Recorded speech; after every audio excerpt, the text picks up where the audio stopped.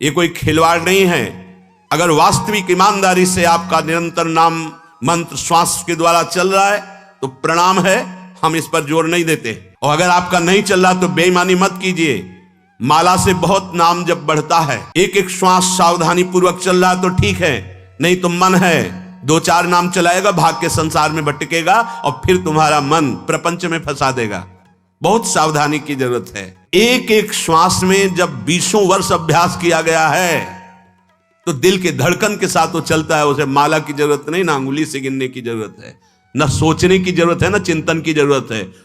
जैसे एक विषयी पुरुष का स्वाभाविक विषय चिंतन होता है, ऐसे एक महाभागवत का स्वाभाविक अभ्यास सिद्ध होने पर नाम मंत्र रूप लीला ऐसे चलता रहता है। अभी प्रारंभ की साधना में प्रवेश भी नहीं हुआ, ना हाथ में माला है, न भगवत चिंतन की वृत्ति है, खाली बैठे हैं तो प्रपंच का चिंतन होगा। कई बार कहा है, नियम रूप में दिया है, पर जब आप स्वीकार नहीं करेंगे तो कैसे चलेगा। आपके हाथ में चाहे आजकल वो नया चला है काउंटर, ऐसे अंगुली में फंसा लिया, कितना बढ़िया है। एक कम से कम मन को अच्छा लग रहा है कि 10,000 नाम हो गए, उसको सुख मिल रहा है। प्रियालाल के 10,000 नाम जप लिए, आज 11,000 जप लिए, आज 20,000 जप लिए। ये बोले इससे अभिमान बढ़ेगा। हम कह रहे हैं ना, ये अभिमान बढ़ना चाहिए और लोभ बढ़ना चाहिए कि आज 10,000 किया, कल 15,000 करेंगे, 20,000 करेंगे, 1,00,000 अब कल, अब 1.5 होने लगा है। बड़े अहोभाग्य। अरे मंगल में प्रभु के नाम का हृदय में संचय करने का भाव आ जाए। अब ऐसे जब स्वाभाविक नाम चल रहा है तो धन्याति धन्य, नहीं चल रहा तो आप अपने साथ बेईमानी मत कीजिए। टरी जाती है आयु रात दिन, ये भगवान भुवन भास्कर उदय होकर आपकी जीवन को नष्ट कर रहे हैं। दिन गया, रात्रि आई, रात्रि गया, अब पता नहीं दिन पूरा हो कि आज का ना हो। सच्ची बात, बड़ा भयावह है ये मृत्यु लोग। ऐसी कल्पनाएं प्लानिंग हो रही कि लगता है अजर अमर हम हैं। आगे से आगे की 7 पीढ़ी सुख भोगते रहे, इतना व्यवस्था कर ले हम। 7 मिनट का भरोसा नहीं कि जिनके लिए हम 7 पीढ़ी की सोच रहे हैं वो 7 मिनट रहेंगे कि नहीं, या जिससे सोच रहे हैं रहेगा कि नहीं। बड़ा भयावह विषय। तुम्हें भय नहीं लग रहा? माया की तरफ से निर्भय हो तो महाभय को प्राप्त हो जाओगे। भजन की तरफ वृत्ति जोड़ो, फिर निर्भय हो तो परमानंद को प्राप्त हो जाओगे। टरी जाती है आयु रात दिन, रसना प्रेम सहित कही हरि हरि हरि, राधा कानन शरण मना परी। मन से और तन से यदि वृंदावन का सेवन करने का सौभाग्य मिला है, तन से तो वृंदावन वास हो ही रहा है, पर मन से भी करो। कैसे होगा? तो बोले रसना हरि हरि, जिह्वा हरि हरि नाम, राधा राधा राधा, कृष्ण कृष्ण कृष्ण, ये रटना प्रारंभ करो। ना हाथ में माला है, ना मन में मंत्र चल रहा है, ना नाम चल रहा है, असंतुष्टता होती। किसके साथ तुम धोखा कर रहे हो? अपने साथ कर रहे हो। आज कोई टोकने वाला है, कल कोई टोकने वाला नहीं मिलेगा, कोई रोकने वाला नहीं मिलेगा। रौन देगी माया। विश्वास कीजिए, लाखों सर झुकाएंगे, लेकिन चूक जाओगे तो कोई तुम्हारा मुंह नहीं देखना चाहेगा। ध्यान रखना, ये संसार है। सही मार्ग पे चलोगे, भगवत भजन करोगे, बिस्तरे सब जग विमल कीरति, साधु संगति ना टरे। नहीं तो ठेका नहीं लिया संसार ने तुम्हें सर झुकाने का। अगर आज सर झुका रहा हो, नाम जप और सही ढंग से नहीं चलोगे तो कल तुम्हारा कोई चेहरा नहीं देखना चाहेगा, तुम्हारी छवि उठाकर नाली में फेंक दी जाएगी। ये संसार है। होश में। भगवान ने तुम्हें केवल विरक्त मार्ग, भगवत मार्ग दिया है भजन करने के लिए। रात दिन तुम्हारी आयु क्षीण हो रही, कमाई कर लो, जाना है प्रभु के पास। यहां की प्लानिंगें केवल धर्म पूर्ति के लिए सोचो, भगवत प्रसन्नता के लिए सोचो। मान जाओ मेरी बात। नहीं, बहुत बहुत इतिहास साक्षी हैं, बस प्लानिंगें ही चलती रहती। मन की मन में ही रह गई, कुछ कर नहीं पाए, और जो मन में रह गई वो आगे जन्म के विस्तार कर दिया। बड़े महापुरुष कह रहे हैं, टरी जाती है आयु रात दिन, रात दिन चला जा रहा है। काल करे सो आज कर, आज करे सो अब, पल में प्रलय होएगी, बहुरी करोगे कब। भजन के लिए अरे फिर कर लेंगे, और भोगों के लिए, विषय के लिए, प्रपंच के लिए अभी उल्टा करो। जब भोगों के लिए मन लालायित हो तो आगे के लिए टाल दो, भजन के लिए अभी अभी अभी इसी समय से राधा राधा राधा। अरे मित्र, तुम परम पावन यमुना के पुलिन पर आ गए हो तो बैठ करके खूब नाम जप करो, नाम कीर्तन करो, प्रभु की लीला गायन करो, तो कुंवरी किशोरी जी ये देख करके तुम्हें अपना लेंगी। जहां स्वामिनी जी ने अपनाया तुम्हारे हृदय में आनंद स्रोत खुल जाएगा। हरिवंश प्रसाद से स्वामिनी जी तुम्हें अपने चरणारविंद का परम सुख प्रदान करेंगी। स्वामिनी जी के चरणों से प्रेम रस धारा बहती रहती है।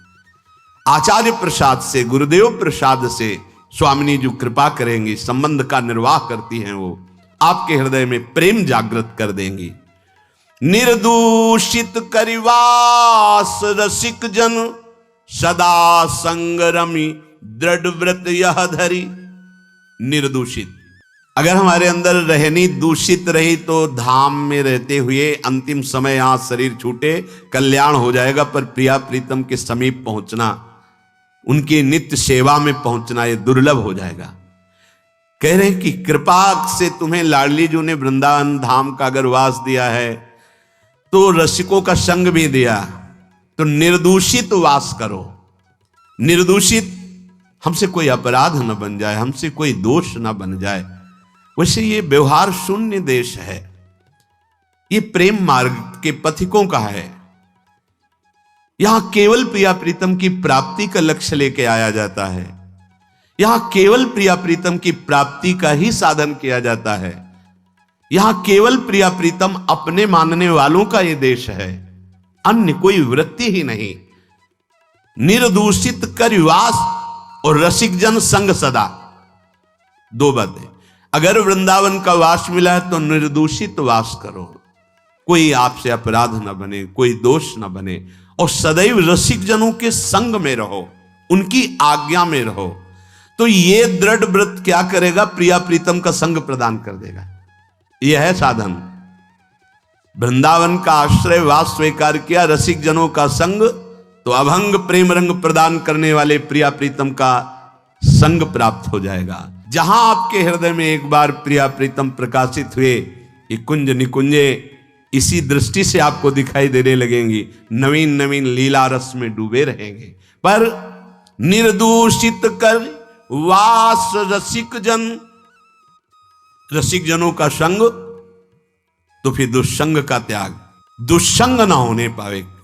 कल देवर्षि नारद जी के भक्ति सूत्र में दुष्संगः सर्वथैव त्याज्यः, सर्वथैव त्याज्यः, दुष्संग की पहचान तो कह रहे हैं जो शिष्णोदर परायण है, रसेंद्री के अच्छे अच्छे पदार्थ खाने के लिए जबान ललचाती है, जनेंद्री भोग के लिए हर समय बावरे बने रहते हैं। जो मनुष्य संभोग प्रिय है और रसेंद्री के भोग पदार्थों से प्रियता रखता है, ऐसे नीच पुरुष का संग नहीं करना चाहिए। जो भगवान की भक्ति से रहित है, केवल शिष्ण और उदर परायण है, उनका संग नरकगामी बना देगा। भगवान मना कर रहे हैं। आस्थितो रमते जंतुस्तमो विशति पूर्ववतम। पूर्व में हम अनंत जन्मों में इन्हीं भोगों में फंसे रहे, आज हमें परमार्थ का मार्ग मिला है। यदि हमने कहीं ऐसे पुरुषों का संग कर लिया तो हमारा परमार्थ बिगड़ जाएगा। सत्यम शौचम दया मौनम बुद्धि स्त्रीहीर यशः क्षमा समो दमो भगश्चेति यत् संगाद्याति संशयम। ऐसे दुष्ट संग से हमारे जीवन में सत्य का अभाव हो जाएगा। सत्य बोलना, सत्य मार्ग में चलना, सत्य चिंतन करना छूट जाएगा। पवित्रता नष्ट हो जाएगी, दया की जगह क्रूरता आ जाएगी, मननशीलता जो भगवत चरणारविंद की होनी चाहिए वो विषयों की होने लगेगी। हमारी बुद्धि, लज्जा, स्त्री, ईश्वर, ये सब भागवतिक सद्गुण नष्ट हो जाते हैं। अतएव दुष्ट संग न करें। ये जो अशांत चित्त है, मूर्ख है, भगवत विमुख है, नष्ट बुद्धि है, ये जो भोगों के खिलौने बने हुए हैं, ऐसे असाधु पुरुषों का कभी भी साधक संग न करे, नहीं तो नष्ट हो जाएगा। दुष्संग का त्याग प्रत्येक साधक को बड़ी सावधानी पूर्वक करना चाहिए। भगवत प्रेम या मोक्ष पदवी जो भी चाहिए वो तभी मिलेगा जब कुसंग का त्याग हो जाए। भगवान श्री रामचंद्र जी ने तो विभीषण जी से ये कहा, भगवान चाहे तो नरक का वास दे दे, अच्छा है, पर दुष्ट का संग ना मिले। नरक का वास क्यों अच्छा है? क्योंकि नरक भोगने से पाप नष्ट हो जाएंगे, हृदय पवित्र होगा, पर दुष्ट संग से हृदय में पाप बढ़ जाएंगे और अपवित्रता बढ़ जाएगी। दुष्ट संग बड़ा दुर्भाग्य उदय होता है तब मिलता है, जैसे बड़ा सौभाग्य उदय होता है, भगवत कृपा होती तब साधु संग मिलता है, ऐसे बड़ा दुर्भाग्य उदय होता है तब दुष्ट संग मिलता है। इंद्रियों का कोई भी विषय, अभी तक तो बाहरी दुष्संग की बात, अब कह रहे हैं अंदर दुष्संग की बात। व्यक्ति जनित दुष्संग और वृत्ति जनित दुष्संग, अब अंदर की बात। इंद्रियों का कोई भी विषय जो हमारे मन को प्रियालाल से अलग करके, सतमार्ग से अलग करके भोग लालसा पैदा कर दे, पाप लालसा पैदा कर दे, गंदे विचार बढ़ा दे, हमारे भगवत प्राप्ति से हमारे चित्त को चलायमान कर दे, वो दुष्संग है। वृत्ति का बड़ा सावधानी की जरूरत है। ये भगवत प्राप्ति का मार्ग चलना थोड़ा कठिन है, भगवत प्राप्ति नहीं कठिन है, क्योंकि हमारी वृत्तियां उसी में फंसी रही है। तो ऐसे सत्संग 10 वर्ष सुनो और हमें लगता है कि अगर सही दुस्संग हो जाए तो 10 दिन में पूरा 10 वर्ष का चैप्टर बदल देगा। तो 10 वर्ष का सत्संग काम उतना नहीं किया, क्योंकि 10,000 जन्मों से हम दुस्संग में ही रहे हैं। तो जहां दुस्संग मिला तो मन राजी हो जाता है, यार बहुत जल चुके, 10 वर्ष हो गए। भगवत प्राप्ति के मार्ग से हमारे चित्त को चलायमान कर देने वाला दुस्संग हमारे पास भेजा जाएगा। बात समझना, माया ऐसे पार्षदों को भेजेगी। बहुत सावधान। अपने जीवन को केवल इसीलिए प्रारंभ हुआ था, प्रियालाल के लिए ही हमारा जीवन। हमें हर्षित नहीं होना किसी भी पद, व्यक्ति, वस्तु, स्थान में। अगर हर्षित हो गए तो मन फिर प्रियालाल में लगना बड़ा कठिन हो जाएगा। ये बालू का बांध है, एक बार फूटा तो दोबारा बनाना बड़ा मुश्किल है। सावधान। हमें ना कोई ऐसी चेतन वस्तु या जड़ वस्तु का दृश्य देखना है जो हमारे अंदर भोग वासना पैदा कर दे। जड़ के देखने से भी होता है क्या? हाँ, चित्र जड़ ही तो है। जो आप चलचित्र देख रहे हो जड़ ही तो है ना, उसमें कुछ हो थोड़ी रहा है, वर्तमान में थोड़ी हो रहा है, वो तो चित्र है। लेकिन वो चित्र तुम्हारे चित्त को बलात् आकर्षित करके भोगों में फंसा देगा। बहुत सावधान। ना कोई चैतन्य वस्तु। संगम त्यजेत मिथुन वृत्ति नाम मोक्षो। मैथुन धर्म से युक्त किसी भी प्राणी पर दृष्टि जाए तत्काल मानसिक प्रणाम करके हटा लीजिए। दोबारा दृष्टि गई तो पतित हो जाओगे, संकल्प विकल्प होने लगेगा। इसीलिए साधक अपनी दृष्टि पर शासन रखता है। ये उचक्का की तरह ऐसे ऐसे चलना साधकों का स्वभाव नहीं होता। बावरों की तरह ऐसे ऐसे देखना, गर्दन इधर, ग्रीवा झुकी हुई है, आगे का मार्ग देख रहे हैं, नाम निरंतर चल रहा है। किसी से बात कर रहे हैं अगर तो भगवत वार्ता कर रहे हैं, चेहरा देखना जरूरी नहीं, चाहे स्त्री हो चाहे पुरुष हो। जब आपको पता है कि हमारे पूज्य जन है तो हम उनका दर्शन करते हैं, नहीं तो चरणों तक सीमित है। ऐसे बात की चल लिया, कोई भी रूप हमारे नेत्रों ने नहीं पकड़ा तो प्रियालाल के रूप में तन्मयता बढ़ेगी। बड़ी सावधानी से। एक नैमिषारण्य के संत भगवान थे, वो कभी नहीं देखते थे किसी की तरफ, बस ऐसे जैसे पूज्य श्री हरि बाबा, ऐसी दृष्टि है। अगर बात करते तो उड़िया बाबा की तरफ देखकर बात करते थे, अन्यथा ऐसे रहते थे। कुछ तो महापुरुषों का हम अनुकरण करें। ऐसे जिधर मन आया जो मन आया देख रहे हैं। जैसे आप समझते हो कि सामने से नहीं देखेंगे, पीछे से देख ले। बात तो अपनी चित्तवृत्ति की है। अगर हमारी चित्तवृत्ति दूषित हो रही तो सामने और पीछे से क्या है, झरोखे से क्या है? हमें अपनी चित्तवृत्ति दूषित होने से बचाना है।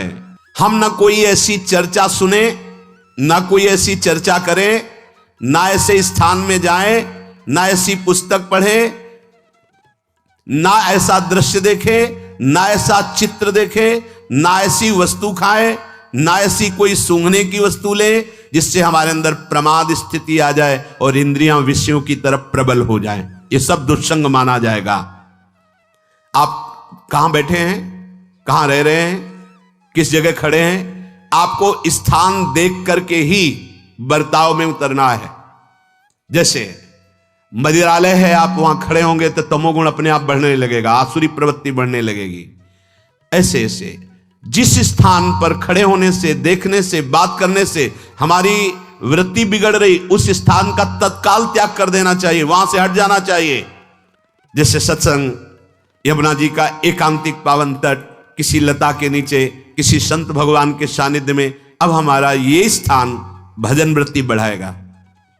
उस व्यक्ति का घर जिसके पास जाने से वासनाएं बढ़ रही, उस स्थान में जहां दृश्य देखने से हमारे अंदर गंदी बातें आ रही, पहला है स्थान, दूसरा है अन्न। बहुत बड़ा प्रभाव अन्न का होता है। अगर अधर्म के द्वारा कमाया हुआ अन्न है तो बुद्धि अधर्म में ही लगेगी। यदि भोजन पकाते समय, रसोई रांधते समय आप विकारात्मक चिंतन कर रहे हैं तो कोई भी प्रसाद पाए उसके अंदर विकार जागृत हो जाएगा। अन्न का बहुत बड़ा प्रभाव पड़ता है। एक बार पूज्य पाद उड़िया बाबा जी महाराज अपने परिकर के साथ भ्रमण में थे तो किसी बड़े धनी मानी ने निमंत्रण दिया, महाराज आज यहीं रुको। तो बाबा ने कहा हम लोग गांव के अंदर नहीं रुकते, तो बाहर कोई वृक्षों का समुदाय जंगल जैसा, तो उसमें वहां रुके, पर भोजन उनकी तरफ से, भोजन सबने पाया। जब सुबह हुआ तो महात्मा जन, साधक जन एक दूसरे की तरफ देखे और बोले आज तो हमको बड़ा दोष हुआ, गंदा स्वप्न आया और हमारा संयम बिगड़ गया। बोले ये तो हमको भी हुआ, जितने थे सबको हुआ।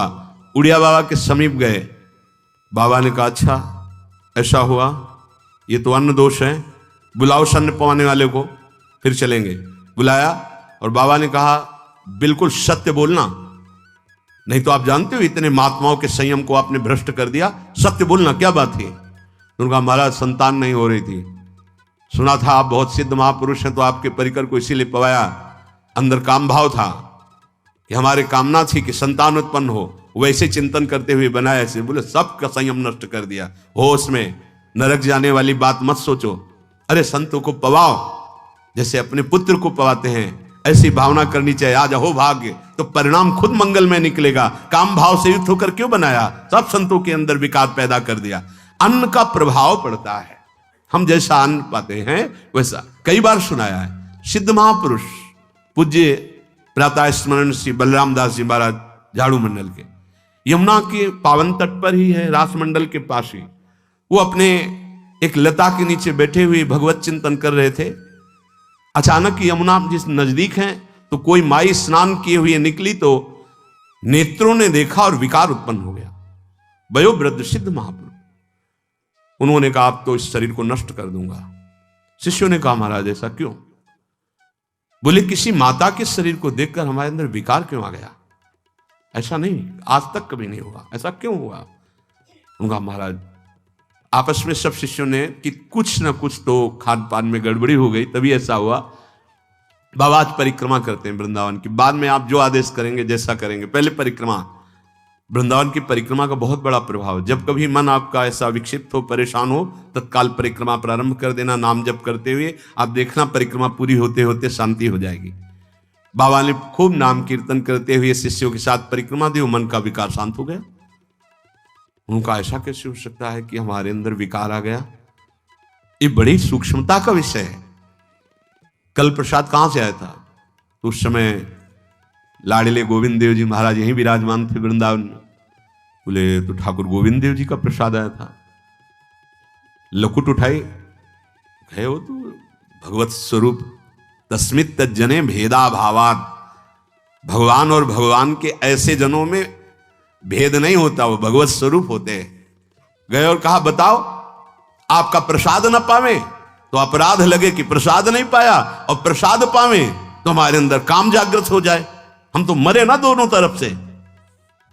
तो ठाकुर जी बात कर रहे थे, दूसरों को नहीं सुनाई दे रहा था। कह रहे थे कि देखो नाराज मत हो, कलकत्ता की वैश्या थी, उसने भोग लगाया, अब उसने भोग लगाया तो हमने चख पाया, तो आपको प्रसाद का किनका लेना चाहिए? किसने कहा था कि पूरा प्रसाद पाइए? जरा किनका ले लेते हो, मधुकरी पाते। हाँ ये बात आपकी मान, तो हमारा तो पूरा विश्व है, कोई भी भोग लगाएगा हम तो पाएंगे। और हमारे प्रसाद की निष्ठा आप सबके हृदय में, तो किनका लीजिए, पूरा मत पाइए। सोचिए, भगवद अर्पित प्रसाद और वृत्ति, भगवान ने आदेश किया किनका पाओ, मां धोकरी मांग के खाओ। यहां वर्णन कर रहे, यदि हम अन्न थोड़ा भी हमारे अंदर दूषित चला गया, तो जब कभी ऐसी विकार की भावना हो, आपके अंदर विकार बन रहा है, तो खोजिए। आपने कोई दृश्य देखा है, आपने किसी से बात की है, आपने कोई ऐसा संकल्प बनाया, नहीं, तो फिर भोजन दोष आ गया। अब आज उपवास कर दो, जब तक वो वृत्ति न नष्ट हो तब तक कुछ मत पाना, जल से काम चलाना, तो एक दिन एक पहर अपने आप शांत हो जाएगा। अगर बहुत विकलता हो रही तो नाम कीर्तन शुरू कर दो, भोजन मत पाना, नाम कीर्तन शुरू, बिल्कुल शांति मिल जाएगी, बिल्कुल। और ये तो उदाहरण महापुरुष इसलिए देते कि हम सावधान रहें। शीघ्र संभल जा, अभी समय है, आगे तुझे समय नहीं मिलेगा। लक्ष्य ठीक कर, सावधान हो, अपनी चाल सुधार, लड़खड़ाना बंद कर, गिरना बंद कर, विषय आकर्षण से लड़खड़ा कर तो जो गिर रहा है ये ठीक नहीं है। तू भूले हुए मार्ग में क्यों जा रहा है जहां भूल भुलैया ही है। ये संसार ऐसा भूल भुलैया का मार्ग है, आज तक कोई इससे निकल नहीं पाया है। भगवान कृपा करते हैं, निकले हुए संत महात्माओं का जब संग दे देते हैं और हम उनकी आज्ञा के अनुसार चलते हैं, तो इस भूल भुलैया में से बचा के वो हमें सही मार्ग, अपने घर का पता बता देते हैं। भूला मार्ग छोड़, सदन निज, अपने भवन की तरफ देख जहां तुझे जाना है।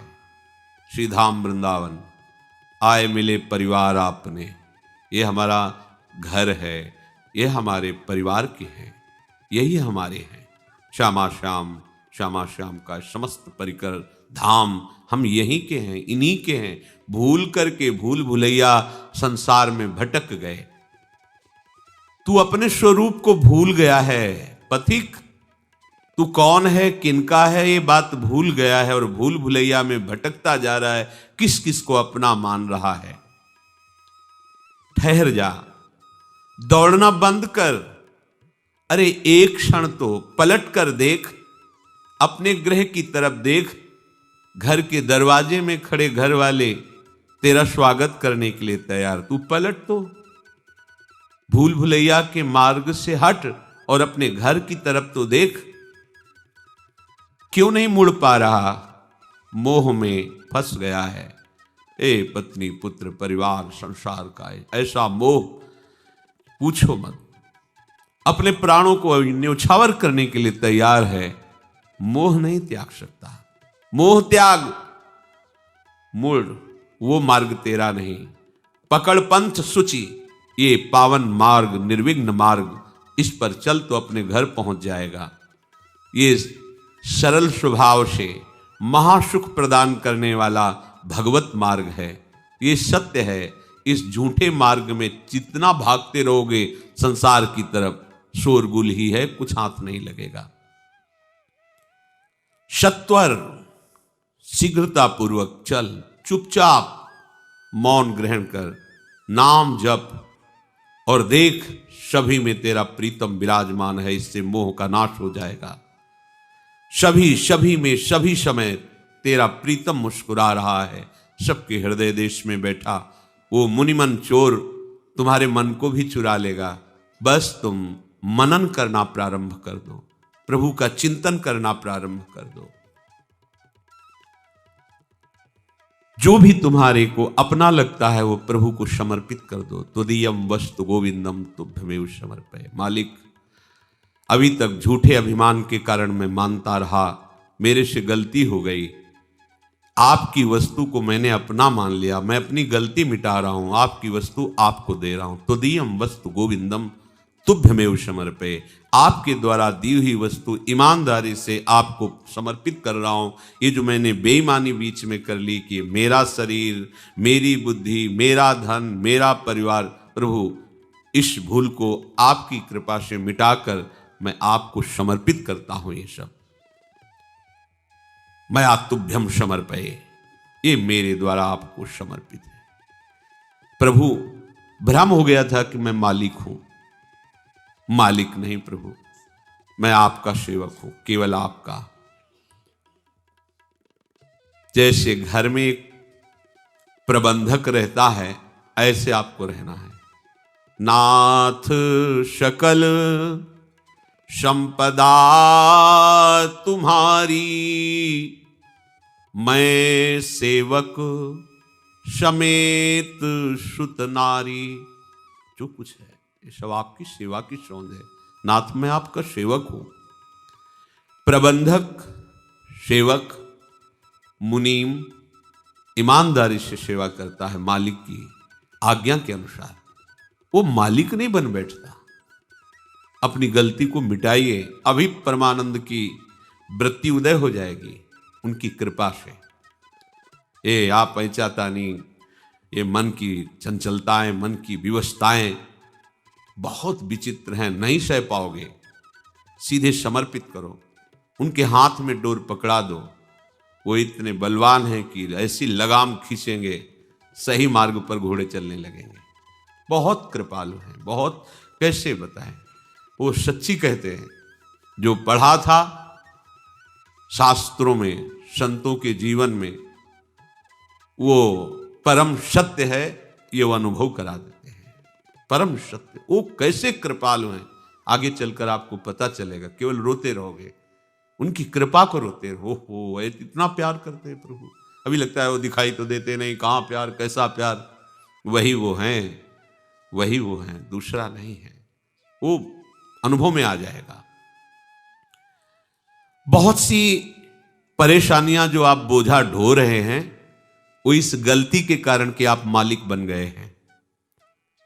तत्काल समस्त समस्याओं से निपटने का एक उपाय है, आप अपने को मालिक मत मानिए। जो भी है प्रभु को मालिक हैं, वो मालिक, बस हैं को मानना है आपको। सच्ची मानना समस्त समस्याओं से सुलझने का एकमात्र उपाय। प्रभु को अपना वास्तविक मान लो और उनकी जगह पर किसी को मत बैठा लो। फिर हम आपसे वही प्रार्थना करते, सोचो आप प्रभु की जगह क्या प्रभु के लिए सुरक्षित रखे हो? नहीं। चंद रुपयों के लिए, चंद भोग सामग्री के लिए, चंद सम्मान के लिए हम अपने प्रभु को भूल जाते हैं। सम्मान को प्रभु मान लेते हैं, भोग को प्रभु मान लेते हैं, धन को प्रभु मान लेते हैं। थोड़ा सा कोई प्रगट में सहयोग कर दे, उसको हम प्रभु से ज्यादा मान लेते हैं। प्रभु के लिए केवल प्रभु, बस। प्रभु माने तो स्वामी, स्वामी के स्थान पर केवल प्रियालाल, दूसरा नहीं। हमारी स्थिति अभी नहीं बन पा रही। पकड़ो सत्संग में इस बात को, प्रभु के समान कोई नहीं हो सकता, तो उनसे बढ़कर कौन हो सकता है? हम कैसे सेवक हैं, प्रभु को छोड़ देते हैं, विषय को स्वीकार कर लेते हैं।